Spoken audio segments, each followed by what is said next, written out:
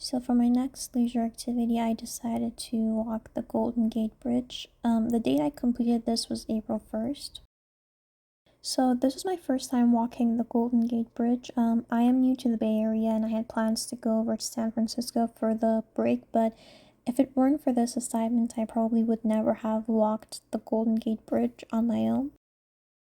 Overall, it took 3 hours to walk to the bridge itself from Fisherman's Wharf. That's where I started. And then it took 2 hours to walk the bridge and then go back. So overall, I could say that the entire experience took about 5 hours for me. In terms of the different multiple intelligence areas, this activity definitely required lots of bodily kinesthetic intelligence. It did require tons of walking and even hiking at times in order to reach the bridge in the first place on foot. Some paths even had a steep slope, so it did take lots of physical activity for me to even reach the bridge in the first place. This activity also required naturalistic intelligence because it did resemble a hike in many ways. And throughout my path, I was exploring the nature around me, like the sea, the beach, even the seagulls flying around. Out of all the different areas of the wellness wheel, this activity mostly impacted my physical wellness because it did take lots of bodily movement in order to actually get to the bridge, walk it, and then go back. The reason I chose this activity is because most of my leisure activities and activities in general involve either visual, spatial, or linguistic intelligence, and I realized that I was really lacking activities that help me strengthen my bodily, kinesthetic, or naturalistic intelligence. Also, my physical wellness on the wellness wheel could be way better than what it actually is right now. Regarding the Nash Pyramid, this activity best fits with the level of active participation.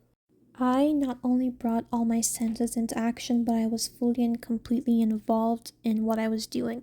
I was moved to take action to achieve my final goal, which was walking the Golden Gate. It's not creative because I didn't create the path that needed to be taken. I was using a path that somebody else created and walking a bridge that somebody else made, but I was actively participating in walking the bridge. In general, I don't think this activity met all the requirements for me to experience flow. The task was challenging and it did require skill, especially for me who's not that physically fit.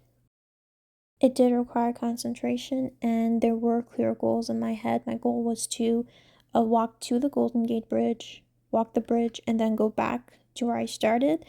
So there definitely were clear goals for me. I didn't receive immediate feedback, I guess, for what I was doing.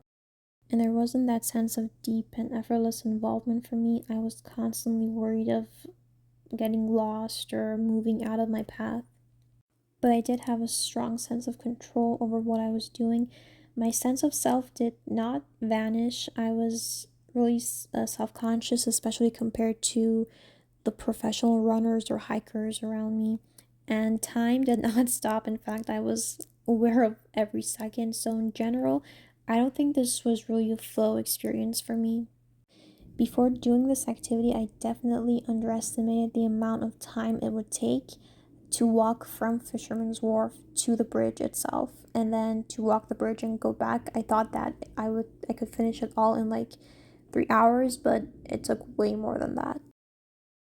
Up until the very end, when I reached the bridge, I was hesitant whether I should continue my wait or just grab an Uber and go back to my hotel.